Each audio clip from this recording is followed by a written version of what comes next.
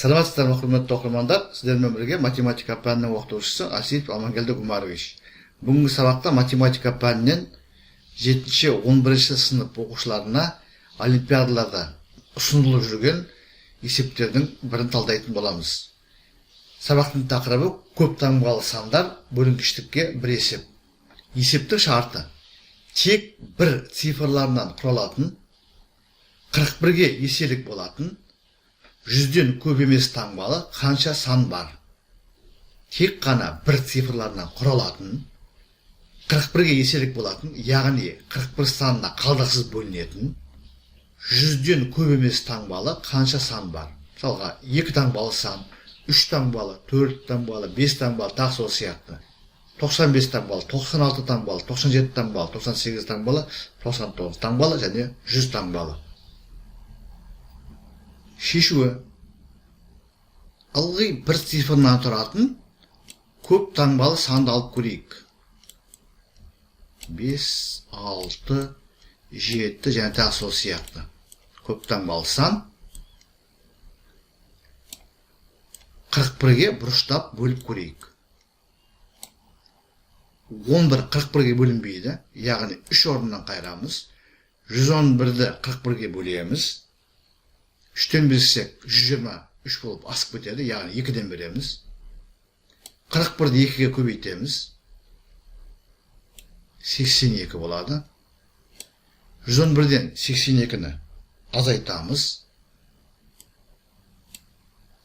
1-ден 2 азайтылмайды. Мына жерден 1 бірлікті аламыз. 10 бірлік барады. 11 минус 2 9 болады. Мына жерде біз бірлікті алып кеттік, 0 қалды. Жүздіктерден бір бірлікті ондықтарға аламыз. Сонда 10 минус 8 2 болады. 29. Келесі бірлікті 29-дың оң жағына түсіреміз. 291-ді 41-ге бөлеміз. 7-ден береміз. 7 біріміз 7. Бірдің астына жазамын. 4-ті 7-ге көбейтемін. 28. 291-ден 287 азайтамыз. Онда 4 қалады. Келесі бірді түсіреміз. Сонда 41-ге бөлінеді. Бірден келеді. 41-ді 1-ге көбейтемін. Мына жерге жазамын. Минус, яғни 41-ден 41-ді азайтқанда 0 шығады. Сонымен бізде, қараңыздар, бір цифрларынан тұратын және 41-ге бөлінетін ең кіші сан, ол 5 бірліктен тұратын сан екен, яғни 5 таңбалы сан. 11111. Сонымен 11111 41-ге қалдықсыз бөлінеді және нәтижесінде 271 шығады екен. Бізде қандай бөлінінің мәні қандай екен маңызды емес, бізге ең бастысы тек қана бір деген цифрлардан тұратын және 41-ге бөлінетін ең кіші сан қандай сан? Ол 5 бірліктен тұратын 11111 саны екен. Біз жоғарыда 5 бірліктен тұратын натурал санның 41-ге қалдықсыз бөлінетіндігін көрсеттік. 271-ден келеді екен. Бізде бөлінінің мәні маңызды емес. Бізге ең маңыздысы бір цифрлардан тұратын ең кіші 41-ге бөлінетін сан, яғни 41-дің еселігі болатын және тек қана бір цифрларынан тұратын натурал сан. Біз оны таптық, ол 5 бірліктен тұратын сан екен, яғни 11111. Бізде есептің шартына сай ең көп дегенде 100 таңбалы сан болу керек. Біз осы санды, кілең бірліктерден тұратын санды сол жағынан бастап 5 цифрдан топтарға бөлеміз. Сонда біз 100-ді 5-ке бөлгенде дәл 20 топ шығатын көреміз. Сонымен 41-ге бөлінетін алғашқы сан 5 бірліктен тұратын сан. Мына сан міне.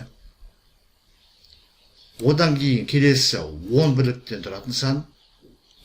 Одан кейін 15 бірліктен тұратын сан. Одан кейін 20 бірліктен тұратын сан. Тағы сол сияқты.